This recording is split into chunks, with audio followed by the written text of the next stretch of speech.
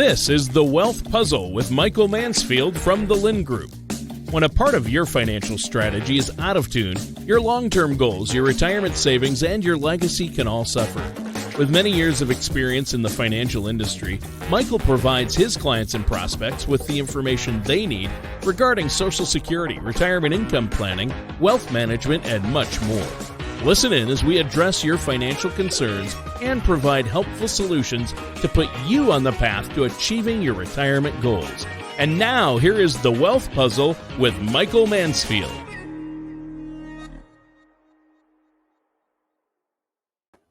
Hey, everybody. Thanks for tuning in. This is Mike Mansfield. This is The Wealth Puzzle with Tana. Welcome, everybody. Thank you. Tana and I work at the Lynn Group. We focus on retirement income planning. We help people kind of organize all of their puzzle pieces to retire effectively. When do you take Social Security? When do you trigger your pension? How much do you take out of your retirement account, your 401k versus your Roth versus your cash? Should you sell your house? All of that fun stuff. How the heck do you pay for health insurance? How do you deal with getting sick? What happens when your kid's a knucklehead or your parents decide to become ill? Those are all the fun things that we chitty chat about with people about every single day. I am pissed today. I'm going to start there. I'm in a bad mood. I am upset. I feel that the government just screwed over everybody that's on Medicare and Social Security. I totally agree. And so I'm a little heated today. So I gotta keep my temper under control here. But hey, look, Tan and I constantly are helping you guys. We talk about shows. We focus on topics to help retirees. And geez, raise your hand, close your eyes, raise your hand. We'll take a poll of everybody. If you're watching this or listening to this, how often do we talk about Social Security and Medicare? It is a constant subtopic on our show because it has such a huge impact on retirement income planning, on retirees. Remember, most people are retiring on fixed incomes, right? They have a fixed cash flow. And so it's been amazing because, we've talked for a couple months now about the Social Security cost of living adjustment in January. Going to be the biggest one in 40 years. It's going up about 6%. Woohoo! Hot diggity dog. Now, if you're only getting $1,000, say 6% is nice, but guess what? Ain't much of a game changer, right? You're not exactly making a gajillion extra dollars. You're making a few extra dollars. Now, remember, why is Social Security, any guesses, Tana, on why the Social Security cost of living adjustment is so high? Because of inflation. Because of inflation, right? So it's bittersweet, right? We have this illusion that, oh my gosh, we're finally getting a big increase. Well, guess what? You've had a big increase everywhere. It's just not on your Social Security. It's on your gas and on your food and on the things you buy. And you go to the dollar store. It's now the $1.50 store. Everything is more expensive. And so what's amazing, though, is a lot of things are hedged against what's called the Consumer Price Index, where the government is tracking. And to be fair, they have a number of different ways that they track inflation. They have the Producer Price Index. They have the Consumer Price Index. That breaks down into like 20 different indexes. You got the Urban Index and the Elder Index and all of this stuff that they use to calculate inflation. To be fair, half the time they BS all of you on it. They'll say, oh, we don't want to use the volatile stuff. We don't want to talk about the price of food because it's so volatile. Well, last time I checked, we all eat food, so how is the price variation of food not relevant? All right. It's so relevant. Used cars are selling for something like 40% more than they were a year ago. Unbelievable. But wait, hang on. None of us drive used cars. Like, it shouldn't matter. No, that don't matter. Gas is basically doubled for a lot of people, but that's too volatile. So we don't want to look at that. It doesn't matter. Everyone can feel my cynicism. Write your congressman, damn it. Anyways, why is Mike upset? So at least a month ago, Tana and I started talking about Medicare and saying, woohoo, new year 2022. Medicare increases the government side of it. So there's two pieces of the government side, Part A, Part B. Tana, you've paid into Social Security. How much is your Part A government health insurance premium? 0. It's 0. 0 is the hero, right? So if you paid into Social Security, Medicare Part A doesn't cost you anything. Right. Okay, so Part B, though, is now the government's starting to collect a few bucks off of you to cover. What is Part B? Is that I I never get it right. Is it the hospitals or the doctors? Medical. Yeah. Medical. So doctors All and right, doctor stuff. Mhm. So what is the current standard Part B premium? Tana? So 2021 203. 203? Or I'm sorry. That's like That that's was like if the you're getting annual penalized. Yeah, and that's like deductible. your I'm deduct. sorry. Oh, It was what, or right now it's 148. okay. Yeah, Okay. sorry. I felt stupid. I'm like, it is? Oh. Well, then We this news start isn't so over. bad after all. Look at that. That's why Tana did that. She's trying to dupe you guys into thinking it's not so bad. No, I'm sorry. It's been a weird morning. In one of our shows, as we were reading the updates, because this stuff rolls out, right? It's informal. Hey, Social Security is going to have a big cost of living adjustment. How awesome. Well, until it's official, it's not official, right? It's just all word on the street. And so Tana and I, we've been talking word on the street. Word on the street is your Medicare Part B premium is only going up $5 or $10. Right. And so you're saying, hang on, I'm gonna get my calculator here. Let's see, 148 times 0.06. So if it went up 8.8, where's my thing? This is actually the in case you're wondering what a high-powered financial planner uses. Here it is. The if your Medicare Part B premium went up $8.88, oh my gosh, somewhere in between $5 and $10. That would match the cost of living that the government is supposed to use to hedge all of these premiums. And so we were saying, okay, cool. It looks like, the new premium is probably going to be like $153 or something like that. Oh, let's pull up an article. Why, let's see here. Which one? Look at this. Key point. So this is CNBC. No one's probably ever heard of them because I have to go to obscure, weird websites to find all this crazy conspiracy information. The standard Part B premium will be $170.10 next year. Far above the estimate of 158. Oh, that's funny how we were talking about the 158 and they're going to 170. You know what that represents, Tana? That's like a 15% increase in your Part B premium. Yep. Now hold the phone, everybody. Can someone explain to me? Remember, government says, hey, we're going to hedge all of this stuff and adjust it every year based on inflation metrics. So how come when it comes to you get to go off of the lower inflation metrics because we don't want to use the volatile stuff? That's offensive. But how come the government, when it comes to screwing you over on your fixed income of how much they're going to take out of your Social Security, they can blow it out and give you a 15% increase on your Part B premium? This is insanity to me. And this isn't the first time they've done this. And it's so frustrating. Yeah. Well, their argument is saying they've got to adequately fund the Medicare program and also keep a nice reserve on board, but it's bad. Oh yeah, but that's baked in the BS, right? The program was the program. They said, hey, we're going to take these premiums, we're going to hedge them against inflation, and then what we're going to do is we're going to work the underlying program to make sure that all of the costs and things are being sorted out correctly. But show me the spreadsheet on how suddenly a 15% increase suddenly fixes everything. Because last time I checked, Social Security, Medicare, and pretty much everything the government touches is a financial train wreck at this point. So, we solved the problem one more time. Very frustrating. Yeah, I'm really disappointed about this. This is the kind of junk where you people should write your congressman and say, you're a bunch of jerks. Thanks a lot. It's just it's true. Stupid. It's very true. This happened a number of years ago, and I don't remember when it was. Go back maybe 5 years ago, and the premium was 104, and it went to 130. Yeah, it was a big jump. % increase. Like, what are you talking about? Yeah, it should be gradual. It should be gradual. People are on fixed income. Oh, guess what? You're also getting screwed by inflation right now because the government can't get anything under control, right? Right. And oh, hey, guess what, everyone? Hey, one more form of inflation. You got to pay 15% more for the government side of your Medicare. This isn't even complete Medicare. I mean, that's what's funny about this. This is just covers them. This is the federal Ponzi scheme of health insurance. Well, and there's another angle too as well. You're going to be ending up paying more for your Medicare Part B annual deductible too as well. Here, where is it? So that was the number I gave you at the beginning of this show on accident. I I said the Tana, you know what? 203, You're and I fired. meant to say the I'm in a bad mood. 148. This was the wrong day to give me bad But information. no, Medicare Part B annual deductible is going from $203 to $233. So that's another $30 increase. Oh, It's there it huge. is. Okay, Yeah. so deductible Part B premium is Right. up $30, up 15%.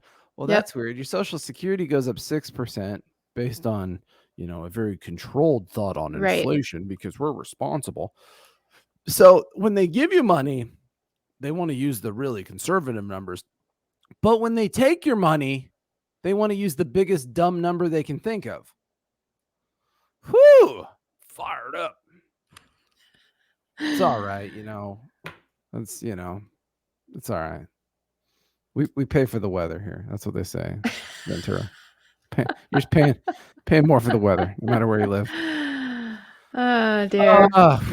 So your Part B premium's going up, or excuse me, your Part B. Well, your Part B premium is going up. Yep. Your Part B deductible's going up. Yes. This is. I have to admit, this one floored me when Tana sent this to me this morning because once again, I'm the sucker. Just like in the CNBC article, everyone had anticipated this, $5 to $10 increase based on Right. the program, the normalcy, inflation, what the government tells us. And they decided to say, haha, just kidding. Now, granted, there's some of you that listen to the show that, you're in a good income situation and, you can look at the extra $12 and say, I don't really care. And that's cool. Lucky you. Congratulations. But remember, the majority of what Tana and I work with is people on a fixed income. When you have fixed income and you don't have a unlimited ceiling to go get another side hustle and to work another job and to make more money and to do more things to offset inflationary pressures, we now have more for food, more for gas, more for everything that we buy. You want to go Christmas shopping? Good luck with that. Now your Medicare premiums are higher. Now your Medicare deductibles are higher. It's just, you know what? We're in an inflation bloodbath right now. Ooh, that's scary. What is this? You sent me this other CNBC article. Obviously, the show is not sponsored by CNBC. In case anyone's wondering, it's not. They do not compensate us for running all of their ads. It just happens to be that they have a bunch of articles on this that worked out well. So, maybe Tana, I don't know. Maybe Tana owns CNBC behind the scenes. We do not know this. I don't. She has not disclosed. She owns talk in them or something. All right, what happened here? So in the new 1.75 trillion bill they're trying to pass, the latest version. I love that, the latest version. It's so hilarious. We talked about it, a couple of weeks ago, right? The infrastructure bill. They put the bill back together on Thursday night, like a week or two ago, whenever that was. At nighttime, it's 2,100 pages. They hand it out to Congress and they say, all right, we're voting at 8 a.m. Best of wishes, suckers. That's impossible to read. It's crazy. That entire I was reading it. document. The more I read it, the more it makes me want to throw up. Right. That you literally have so much money going to very specific states. Well, guess what? A lot of infrastructure should be managed by specific states. Why the hell in California good point. should I be overcompensating New York for their infrastructure issues? It should be handled in New York. I ain't ever driving on their roads. I have no interest in going to big cities. When I travel, I like to go more tropical. So, like, my wife's always like, we got to go to New York. I'm like, why? What? It's just a bunch of concrete. That's funny. Seems unfun. Anyways, what was going on in this article? They're going to do something about prescription drugs? Yeah. So as part of this bill, they want to do some improvements to the Medicare program. One is the prescription drug benefit. Also, the other is the hearing benefit. But the hearing benefit has often been covered through your Medicare supplements like Plan F, Plan G, or your Medicare Advantage plans. So I don't necessarily see the point there if the insurance companies are already offering that. But the prescription drug plan coverage. So what they're trying to do is renegotiate contracts for pricing to lower the cost of the prescription drugs. Also, this one I thought was interesting, capping the prescription drug benefit, the out-of-pocket portion for the year. Yeah. So $2,000 to $2,000 maximum, when right now there is no cap. So it's it's saying unlimited. if you're on some specialized medications that are Right. expensive, you could be paying a boatload of money, but Right. they'll try to cap that to $2,000 a year. Correct. Yeah. Okay, so these are situational issues. Some people Mhm. might be experiencing that, some people might not. Well, they were saying that 1.2 million here they are, of the Medicare enrollees spend more than 2,000 on drugs. So I thought that was kind of interesting to kind of put it into perspective. I bet you spend more than $2,000 on drugs too. I do not. I am not taking any prescriptions. Thank you. That's not what I meant. The So no, there's one more, but this one I think is very helpful because I do have a lot of clients that are diabetic, and so insulin costs are very high. Even when you use your prescription drug plan coverage, you're usually still going to have like $100, $120 copay. Really? Yeah, it's very expensive. And so with this, they're trying to cap the insulin cost to $35 per month. But if you do have an insulin pump, then your insulin is actually billed through Medicare Part B, and that can be covered at 100%. But when it's not through an insulin pump, you're just administering it yourself, then you pay a higher copay because it's billed under the prescription drug plan. Interesting.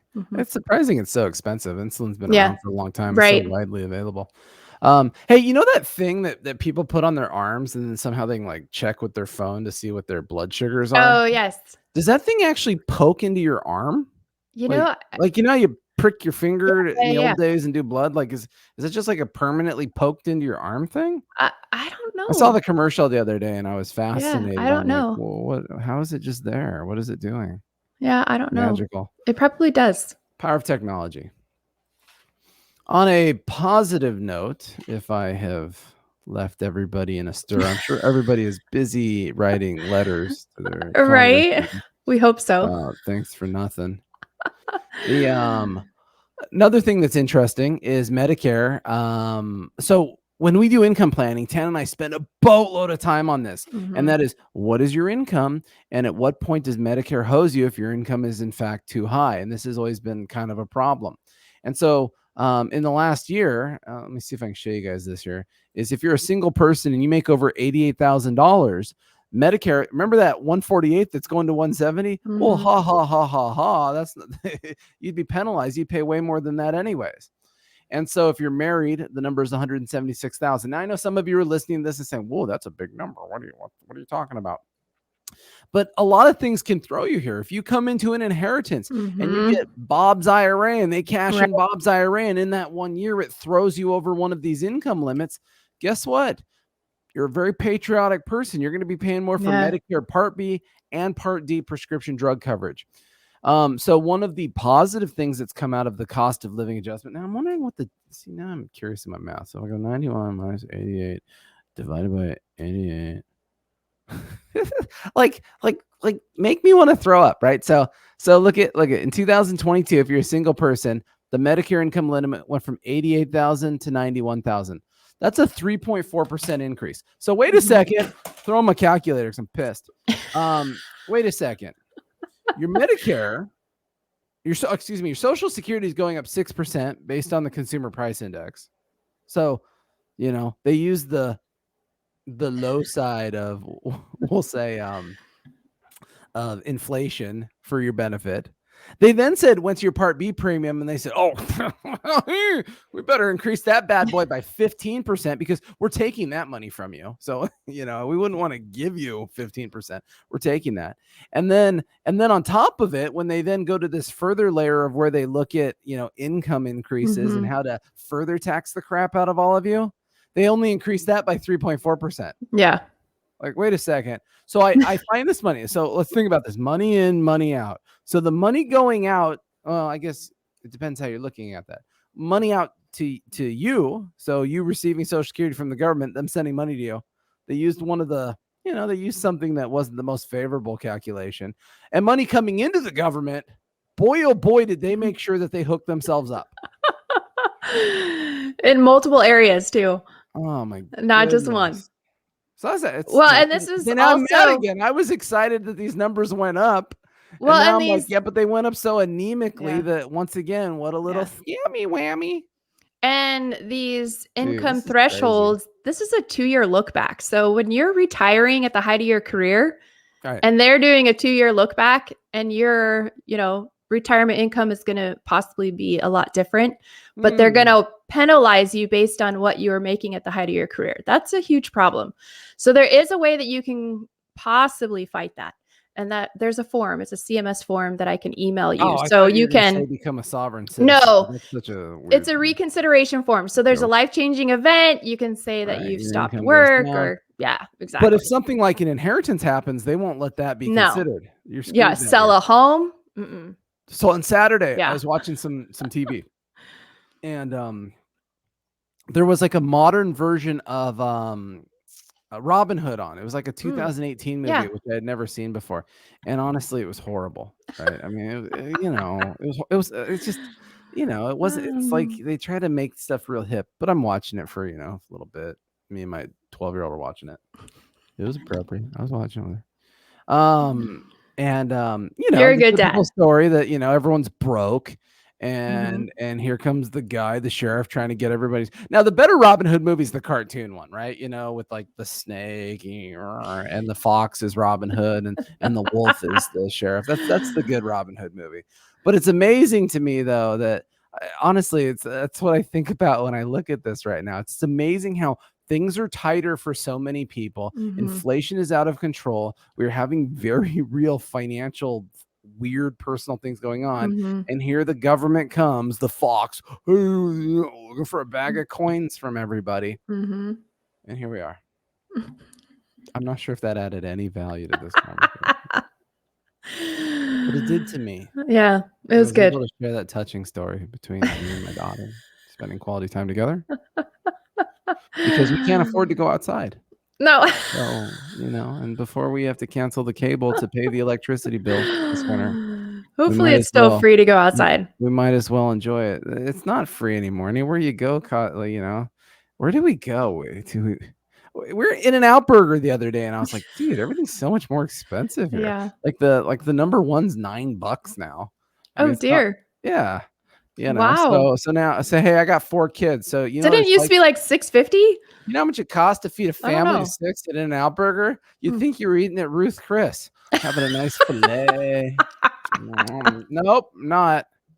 I just ordered a meat patty because I can't even afford the whole hamburger anymore. Oh, that is awesome. No, it's not. Plus the fries were soggy, so it's totally disappointing. But anyways, I'm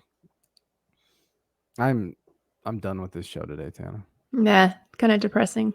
Oh, that's sad.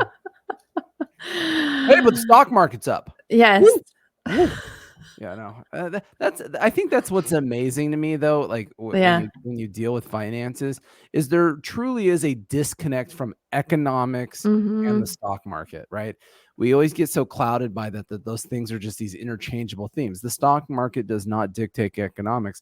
I mean, the stock market went up solidly for 10 years during one of the lowest economic expansions in the United States history. So, it's a false illusion. The illusion is that companies are actually showing they're making a lot of money because inflation makes them charge more, and the government's been printing out a boatload of money and giving it to people to spend, and it's just all these false illusions. So anyways, that was depressing. Give us a call so we can talk about all this tragic stuff.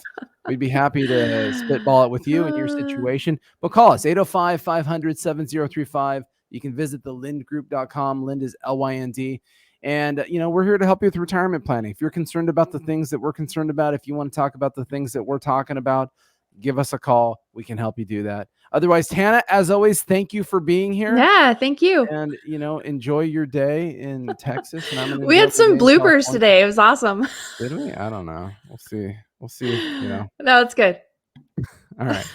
Everybody, I bid you adieu. Now I got to find my button to play my video.